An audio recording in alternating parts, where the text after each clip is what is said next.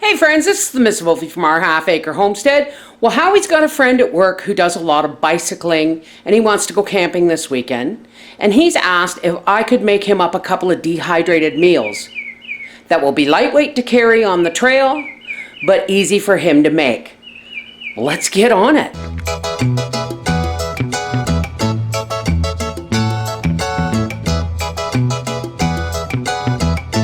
Now remember me telling you that meat dehydrates best if it has been canned in its own broth. I don't know why. But you can see this ham in broth has some fat on the top.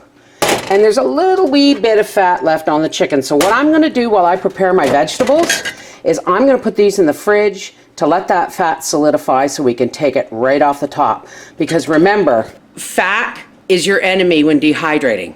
Okay? So you got to get all of it out. You absolutely possibly can. Okay, now that our broth and meat is in the fridge, I have some baby spinach, which really only has to be rinsed before dehydrating, so I'm not going to worry about that.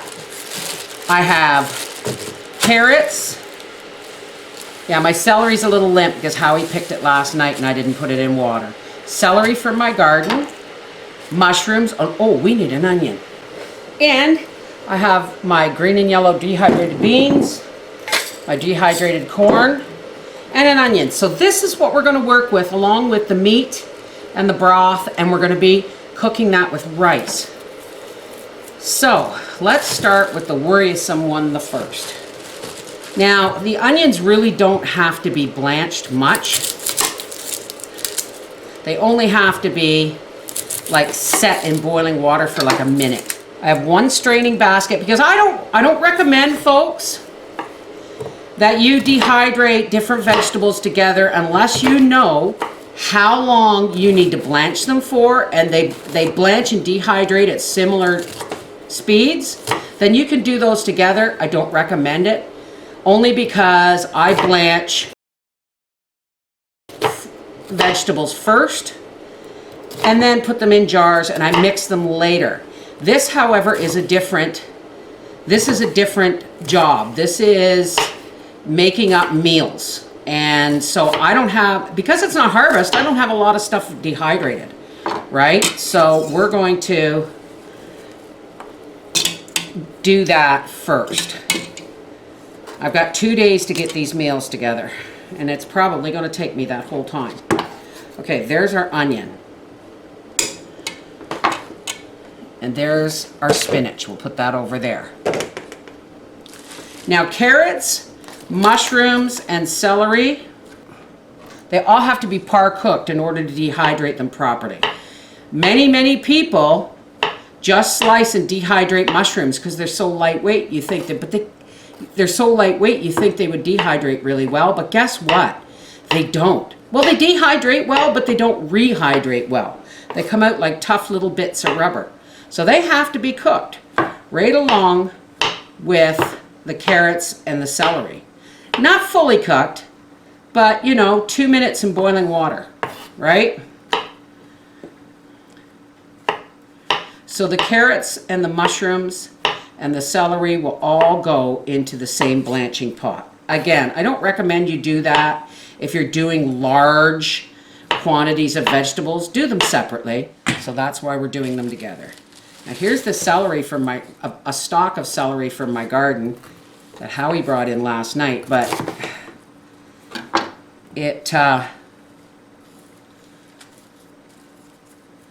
he brought it in roots and all, God love him. And I'm just going to start cutting my celery. Now, again, you can dehydrate celery raw if you want, but you have to cut it paper thin. So if you could smell this, folks.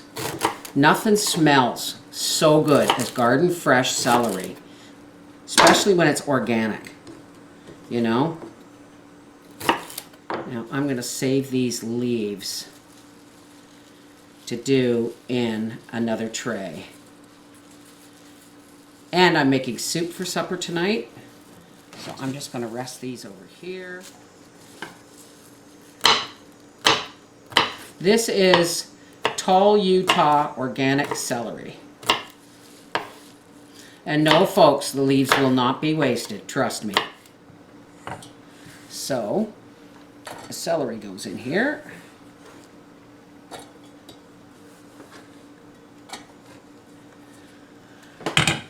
And I'm going to get a cup of tea and then work on our carrots.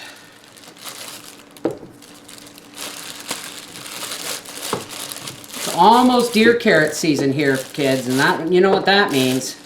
I'll be cutting up and dehydrating 30 out of 35 pounds of carrots, and the other 5 pounds will be canned with my rutabagas from the garden.